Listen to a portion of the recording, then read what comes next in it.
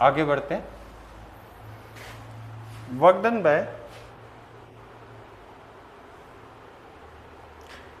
Done by friction depend upon path, friction always act along path. ये ध्यान रखना, इसका भी वर्क डन निकालना बहुत आसान है। जो फ्रिक्शन वर्क डन में फ्रिक्शन फोर्स जो होगा, जितना फ्रिक्शन फोर्स लगेगा इनटू जितना उसकी वजह से डिस्प्लेसमेंट होगा वो हमारा होगा। अब बोलोगे ये नेगेटिव क्यों आया? कि नेगेटिव इसलिए है, पहली बात तो ये नॉन कंजर्वेबल फोर्स है, नॉन कंजर्वेबल फोर्स है, और दूसरी बात तो ये जिस डायरेक्शन में मूवमेंट होती है, मान लो तो इस डायरेक्शन में जा रहे हो, फ्रिक्शन हमारा अपोजिट डायरेक्शन में लग रहा है, तभी हम रुकते हैं। अगर हम किसी बॉल को फेंकते हैं जब, और बॉल जो रुकती है तो फ्रिक्शन अपोजिट डायरेक्शन में लग रहा होता है हमारा, तभी बॉल रुकती है, इसलिए नेगेटिव आ गया। अब इस पे डिपेंड करता है, एक सेकंड होगा बच्चों।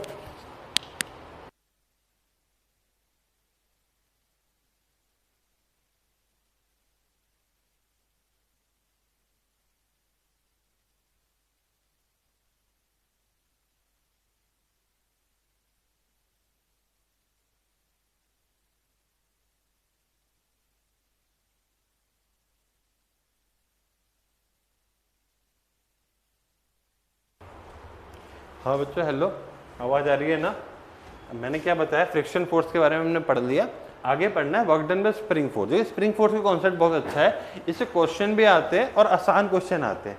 अब मैं तुम्हें एक बात बता रहा हूँ, स्प्रिंग फोर्स से रिलेटेड एक बात बता रहा हूँ। स्प्रिंग फोर्स में नेगेटिव क्यों आएगा, स्प्रिंग फोर्स में थोड़ा कॉन्सेप्ट समझ लो। ये हमारी स्प्रिंग है,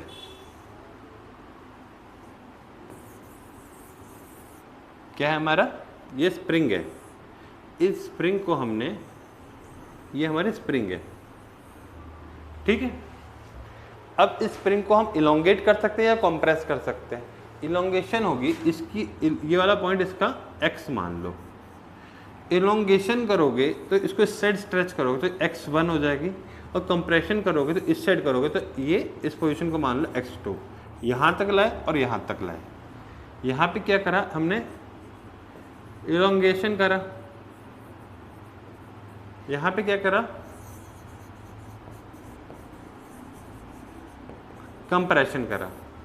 हमने दो चीज़ करी है भाई। अब मैं तुम्हें एक चीज़ क्लियर कर रहा हूँ कि स्प्रिंग में कभी तुम्हारे में पेन में स्प्रिंग जो होती थी, तुम उसको दबाते थे तब वो बाहर की साइड जाना चाहती थी अपनी नॉर्मल पोजीशन में, और जब तुम खींचते थे तो वो अंदर की साइड आना चाहती थी। ये चीज़ मैं तुम्हें क्यों बता रहा हूँ, जब तुमने इस साइड फोर्स लगाया तो स्प्रिंग ने कोशिश करी कि वो इस साइड आए, और जब तुमने इस साइड फोर्स लगाया, नहीं सॉरी,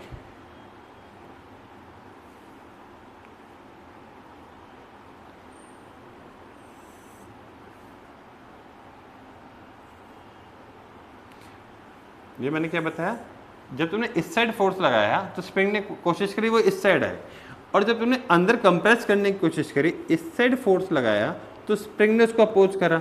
मतलब जो स्प्रिंग का अपना वर्क, स्प्रिंग जो अपना फोर्स लगा रही है वो स्प्रिंग की जो मूवमेंट हो रही है उसके अपोजिट में लगा रही है। ये मत ध्यान दो कि तुम कौन सा फोर्स लगा रहे हो। अब मैं बात कर रहा हूँ work done by the spring, work done by the spring की बात कर रहा हूँ। वर्क डन बाय यू की बात नहीं करोगे, तुमने कौन सा फोर्स लगाया, तुमने जो सा फोर्स लगाया था मूवमेंट तो उसी की साइड हुई। अब मैं बात कर रहा हूँ work done by the spring क्या होगा।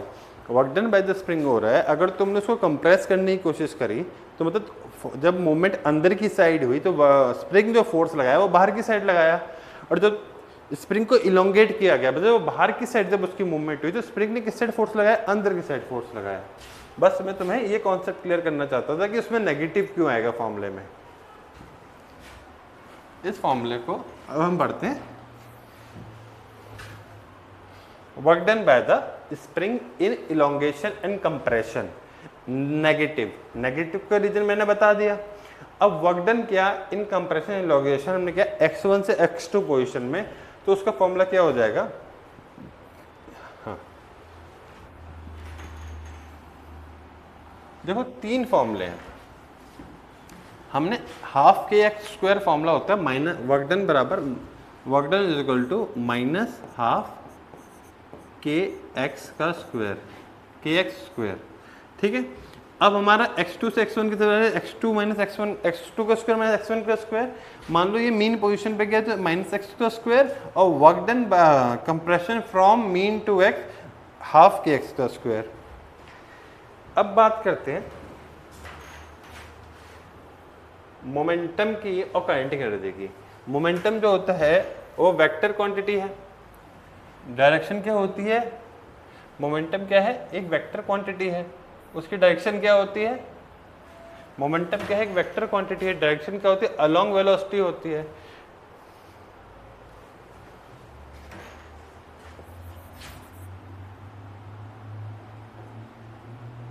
डायरेक्शन क्या होती है? अलोंग वेलोसिटी होती है।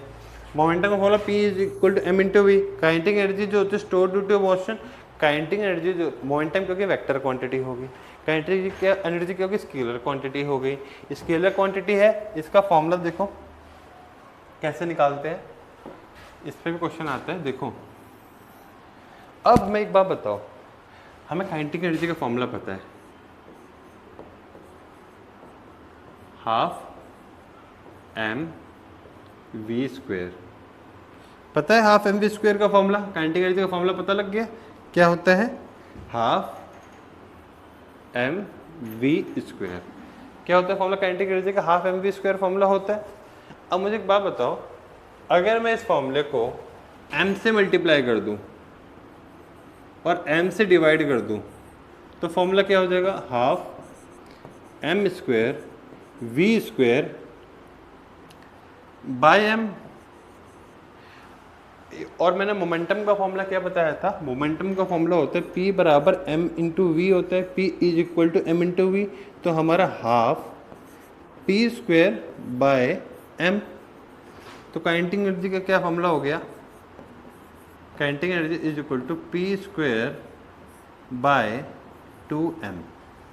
क्या बताया मैंने फॉर्मूला? काइनेटिक एनर्जी का फॉर्मूला क्या हो गया? P square by 2m। अब हम P का फॉर्मूला निकालें अगर, तो 2m इस साइड चला जाएगा और अंडर रूट आ जाएगा। यहाँ पे स्क्वायर है, यहाँ पे स्क्वायर था, इधर जाके क्या हो जाएगा? अंडर रूट हो जाएगा। तो क्या हो जाएगा? Kinetic energy into 2m। इसको कैसे लिख देते हैं? 2m के ई इज इक्वल टू, ये आ गया हमारा फॉर्मूला। देखो एक बार देख लो, हमने क्या करा? Kinetic energy is equal to half m v square था, m से मल्टीप्लाई किया, m से डिवाइड किया, half m square v square by m हो गया। p क्या हो गया? m इंटू वी हो गया। p क्या हो गया? m इंटू वी हो गया। तो हमारा m स्क्वायर वी स्क्वायर क्या हो गया? p स्क्वायर हो गया। p square by 2m। अब हमें 2m को क्या किया? इधर भेजा स्क्वायर को, उधर भेजा रूट हो गया। तो हमारा क्या फॉर्मूला आ गया? अब इस फॉर्मूले पे इतने क्वेश्चन आए हुए हैं तुम्हारे। अब पूछोगे सर इस फॉर्मूले में इतने क्वेश्चन क्यों आए हैं? इस फॉर्मूले में percentage change in kinetic energy, percentage change in momentum, इस टाइप के क्वेश्चन आते हैं। अभी वो क्वेश्चन आगे आएंगे, मैं इसमें कुछ ऐड है क्वेश्चन, वो क्वेश्चन सॉल्व करेंगे। अभी पहले एक बार ग्राफ देख लो, पहले दो इक्वेशन समझ लो, दो स्टेटमेंट समझ लो। दो पार्टिकल हैं जिनकी सेम काइनेटिक एनर्जी है, उनके जरूरी नहीं है कि सेम मोमेंटम भी हो। देखो क्यों ऐसा बोला गया है? Same kinetic energy, kinetic momentum क्या है? वेक्टर क्वांटिटी है। किस पे डिपेंड करती है? डायरेक्शन पे डिपेंड करती है, अलोंग द पाथ डिपेंड करती है। काइनेटिक एनर्जी जो है वो स्केलर क्वांटिटी है। तो काइनेटिक दो पार्टिकल है जिनकी सेम काइनेटिक एनर्जी, जरूरी नहीं क्योंकि मोमेंटम भी सेम हो, क्योंकि सेम काइनेटिक एनर्जी से मोमेंटम सेम नहीं हो, लेकिन जो मोमेंटम सेम होगा दो बॉडी का, उनकी काइनेटिक एनर्जी सेम होगी। ये लिखा हो two identical body have same momentum, तो उनकी काइनेटिक एनर्जी सेम होगी, क्योंकि वेक्टर क्वांटिटी है ना। क्या है मोमेंटम? वेक्टर क्वांटिटी है। और काइनेटिक एनर्जी क्या है? स्केलर क्वांटिटी है। समझ गए बच्चे? आगे देखते हैं। ग्राफ जो होगा ये पैराबोलिक ग्राफ बनाता है। Kinetic energy is equal to p square by 2m क्या बनाता है? पी स्क्वायर के डायरेक्टली पी के डायरेक्टली पोर्शन निकालोगे पैराबोलिक पाथ बनाएगा, पैराबोलिक ग्राफ बनाएगा। और पी स्क्वायर के साथ निकालोगे तो क्या बनाएगा? स्ट्रेट लाइन बनाएगा। हाफ एम वी स्क्वायर का वी दोनों का सेम है, तो हम क्या करेंगे? अब दो सिचुएशन समझो, दो सिचुएशन समझो। अगर किसी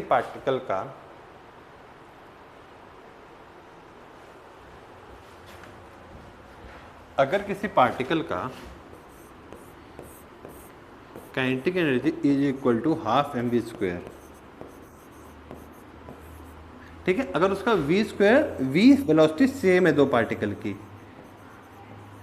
तो काइनेटिक एनर्जी क्या हो जाएगी, is inversely proportional to, kinetic energy क्या हो जाएगी, इनवर्सली प्रोपोर्शनल टू m हो जाएगी। ठीक है, लेकिन किसी पार्टिकल का काइनेटिक एनर्जी का दूसरा फॉर्मूला क्या है, ये क्वेश्चन में भी बताऊंगा कैसे यूज होगा। काइनेटिक एनर्जी का फॉर्मूला है p²/2m। अगर p² मतलब मोमेंटम सेम हो जाएगा किसी बॉडी का, यहाँ पे गलत हो गया, काइनेटिक एनर्जी जो होगी वो डायरेक्टली प्रोपोर्शनल हो जाएगी m के, और यहाँ पे क्या होगा, काइनेटिक एनर्जी जो होगी वो इन्वर्सली प्रोपोर्शनल हो जाएगी m के। देखो दो चीज़ होती है, दो चीज़ ध्यान रखो। मैंने क्या बताया, किसी काइनेटिक एनर्जी मास के साथ रिलेशन क्या होगा, काइनेटिक एनर्जी का मास के साथ क्या रिलेशन होगा। देखो दो चीज़ पे डिपेंड करेगा। अगर दो पार्टिकल हैं, तो आइडेंटिकल पार्टिकल हैं, इनकी वेलोसिटी सेम है, जिनके नहीं आइडेंटिकल नहीं पार्टिकल हैं, इनका मास अलग अलग है। अब उसका हम रिलेशन देखेंगे, काइनेटिक एनर्जी का मास का रिलेशन क्या होगा। देखो अगर उनकी वेलोसिटी, दो पार्टिकल दिए, बोला टू पार्टिकल है same velocity and their kinetic energy are 1:3, find the relation between their mass. तो अब ऐसे क्वेश्चन में क्या होता है, हमारा क्वेश्चन कहाँ गलत होता है, हमें क्वेश्चन में बोला वेलोसिटी सेम है, वेलोसिटी सेम है तो काइनेटिक एनर्जी जो होगी वो मास के डायरेक्टली प्रोपोर्शनल होगी। लेकिन अगर क्वेश्चन में बोलता है कि मोमेंटम सेम है, मोमेंटम सेम में क्या होता है, हमारी काइनेटिक एनर्जी जो होती है मास के इनवर्सली प्रोपोर्शनल होती है, क्योंकि ये सेम हो गया, kinetic energy is equal to 1 p²/2m, p same है हमारा, तो kinetic energy inversely proportional to mass. ये चीज़ समझानी थी तुम लोगों को। देखो बच्चे, मैं चाहता था तो उस फॉर्मूले को डायरेक्ट भी बता सकता था, मैं इसलिए समझा रहा हूँ तुम लोगों को क्योंकि तुम लोग की इस क्लास में ही ये चीज़ क्लियर हो जाए, तुम्हें घर पे आके इसके लिए अलग से मेहनत ना करनी पड़े। ठीक है, ये ग्राफ है, P directly proportional to M का ग्राफ ये बनेगा, अंडर का ये बनेगा। ये ग्राफ सारे इजी है, इस पर तो क्वेश्चन भी नहीं आते। अब हम बात करते हैं परसेंटेज चेंज की। परसेंटेज चेंज पे एक चीज़ ध्यान रखना, वेक्टर में तुम्हें बताया था काइनेटिक एनर्जी जो होती है p²/2m है, m कांस्टेंट रहेगा, तो हमारा क्या होगा, परसेंटेज निकालते कैसे, पहले स्मॉल चेंज की बात करेंगे फिर बड़ी चेंज की बात करेंगे। स्मॉल चेंज में क्या होता है, change in kinetic energy, change in kinetic energy upon में इनिशियल काइनेटिक एनर्जी, जो काइनेटिक एनर्जी तुम्हें दी हुई होगी इनटू 100। मैं क्या बोल रहा हूँ, change in kinetic energy upon में, हम परसेंटेज निकालते भी कैसे हैं, हमारे जो ऊपर नंबर आता है चेंज आता है अपॉन में इनिशियल नंबर इनटू 100, तो हम इसको कैसे निकालेंगे, change in kinetic energy upon में इनिशियल काइनेटिक एनर्जी इनटू 100। और इसको कैसे निकालेंगे, अब देखो ये पूछोगे 2 कहाँ से आया, मैं को ये बताऊँ, ये पावर जो है 2 की ये आगे आ जाएगी, ये कहाँ आ जाएगी, ये आगे आ जाएगी, 2 आगे आ जाएगा, डेल्टा p/p इंटू 100। इस पे क्वेश्चन आते हैं इतने सारे। अगर तुम्हें मान लो तुम्हें बोल दिया चेंज इन काइनेटिक एनर्जी तुम्हें दिया हुआ है, चेंज इन काइनेटिक एनर्जी तुम्हें दिया हुआ है, अब तुम्हें चेंज इन मोमेंटम निकालना है, चेंज इन मोमेंटम निकालना है, चेंज इन काइनेटिक एनर्जी तुम्हें दिया हुआ है, परसेंटेज चेंज इन मोमेंटम निकालना है, और स्मॉल चेंज है, 5% से कम चेंज है, तो क्या फॉर्मूला होगा, change in kinetic energy upon में initial kinetic energy into 100 is equal to 2 into change in momentum upon में मोमेंटम इंटू 100। अब तुम्हें क्या किया गया, तुम्हें चेंज इन मोमेंटम दे दिया गया, अब तुम्हें काइनेटिक एनर्जी निकालने को बोला कि 2 नीचे चला जाएगा, 1/2 change in kinetic energy into 100। ये तो समझाना मुश्किल नहीं है। अब बड़ा चेंज आ गया, बड़े चेंज में याद रखो हमें एक ही चीज़ करनी है, बड़े चेंज में याद रखो, मैं इसको क्वेश्चन से बताता हूँ तुम लोगों को। एक बॉडी का हमें दे रखा है काइनेटिक एनर्जी इंक्रीज क्या है x% से, तो हमें बताना है कि percentage change in P momentum कितना होगा। मान लो एक पहले उसकी काइनेटिक एनर्जी 100 थी, अब उसमें x% का इंक्रीज आ गया, तो 100 पर जो काइनेटिक एनर्जी फाइनल होगी हमारी 100 प्लस में x हो जाएगी। तो हमें क्या करना है, इस फॉर्मूले का निकालने का तरीका होता है, पहले हमें फाइनल मोमेंटम निकालना है, फाइनल मोमेंटम कितना होगा।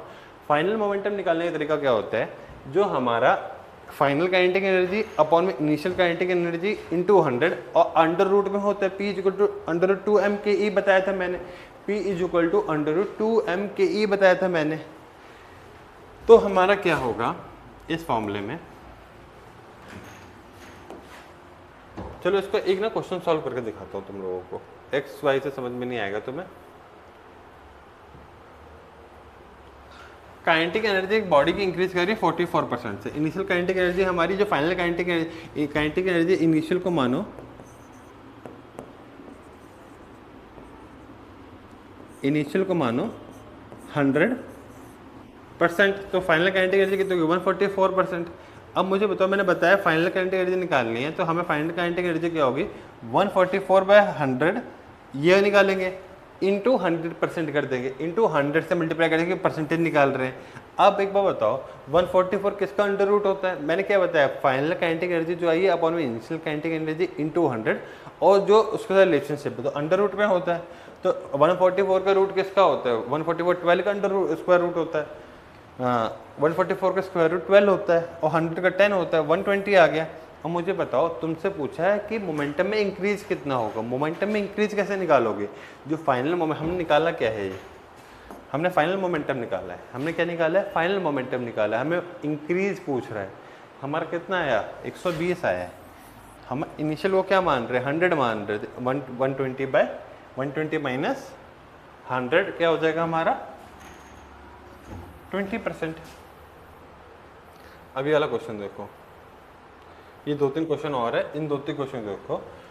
अगर तुम्हें बोल रहा है कि काइनेटिक एनर्जी हमारी डिक्रीज करके 19% से, इनिशियल काइनेटिक एनर्जी को मानो 100, फाइनल काइनेटिक एनर्जी 100 माइनस 19 81, तो क्या हो जाएगा फाइनल काइनेटिक एनर्जी 81, कितना है 81। अब मैं हमें फाइनल मोमेंटम में चेंज पूछ रहा है, मोमेंटम क्या हो जाएगा हमारा final kinetic energy upon initial into 100, तो 81/100 काइनेटिक एनर्जी को परसेंटेज में मानेंगे, परसेंटेज निकाले तो 100 से मल्टीप्लाई करेंगे।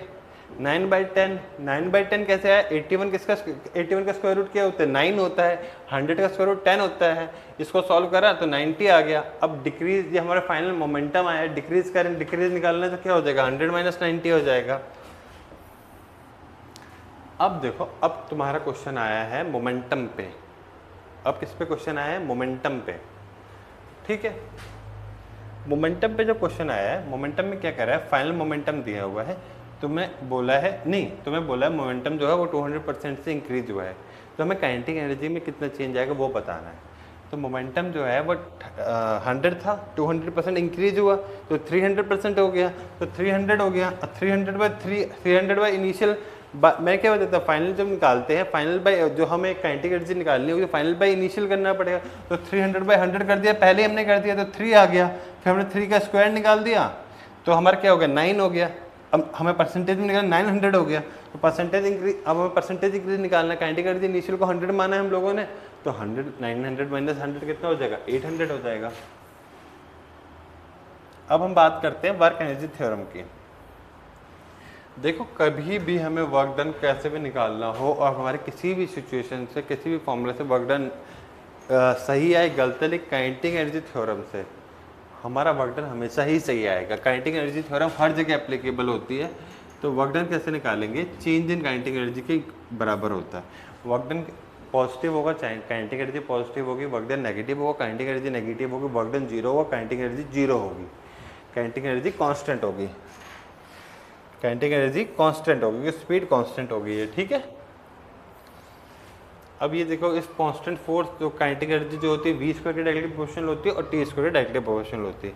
एक केस देख लो, अगर किसी हाइट पे 3 ऑब्जेक्ट है, किसी हाइट पे 3 ऑब्जेक्ट हैं, एक को हमने ऐसे ड्रॉप किया, एक को हमने फेंका एक डायरेक्शन में और एक को हमने ऊपर की साइड फेंका, तो तीनों ऑब्जेक्ट की जो ग्राउंड पे कोलिजन के टाइम पे स्पीड जो होगी वो सेम होगी, ठीक है।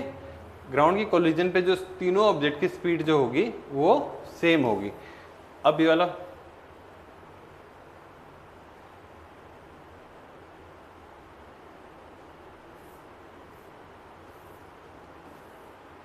अब ये देखो,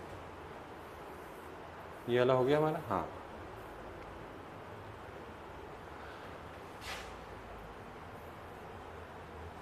इस पे ये स्पेशल केस है। मैंने क्या बताया था, तुम्हें बोला है एक फॉर्मूला होता है v = √2gh, ठीक है।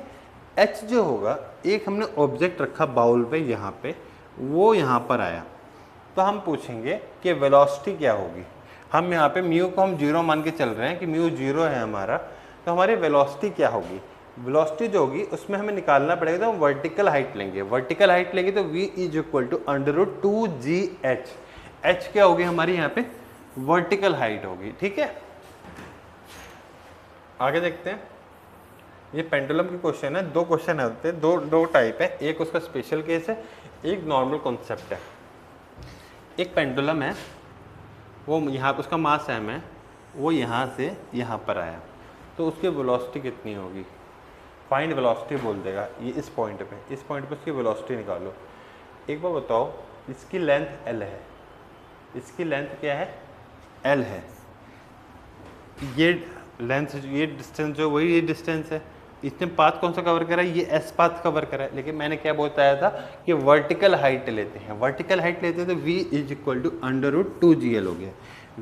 ये हमने क्या करा, एक परपेंडिकुलर डिस्टेंस है, हमने इसको छोड़ा, वो इस पाथ पे आई, तो हमें ये वाला पाथ नहीं लेना है, हमें ये वर्टिकल हाइट लेनी है कि उसने वर्टिकल हाइट कितनी हमने उसने कवर करी, तो v is equal to √2gl हो गया। अब इसमें एक स्पेशल केस होता है, देखो ये हाइट है, अभी हमने क्या करा था, वर्टिकली यहाँ से छोड़ा था, कहाँ से छोड़ा था, ऐसे करके छोड़ा था। मान लो अब हम यहाँ से छोड़ रहे हैं, यहाँ से, अब वर्टिकल हाइट इतनी तो नहीं होगी, अब हमने यहाँ से छोड़े तो वर्टिकल हाइट इतनी होगी। ठीक है, तो हमसे पूछ लेगा कि अब बताओ इस पॉइंट पे आके कि हमने इस एंगल से छोड़ा है, अब हमने क्या करा है, अब हमने इस एंगल से छोड़ा है और वो यहाँ पर आया है, ये इसकी हाइट है, तो अब बताओ यहाँ पे वेलोसिटी कितनी होगी। एक बार बच्चा बताओ मेरे को, ये पूरी हाइट कितनी थी, l थी, मान लो इस हाइट को मैंने h मान लिया, तो उस पूरी हाइट में से अगर मैं ये वाला डिस्टेंस माइनस कर दूँ, ये वाली हाइट माइनस कर दूँ, तो मेरा ये नीचे वाली हाइट आ जाएगी। अब पूछोगे सर हम ये वाली हाइट कैसे माइनस करें, ये भी बता देता हूँ मैं।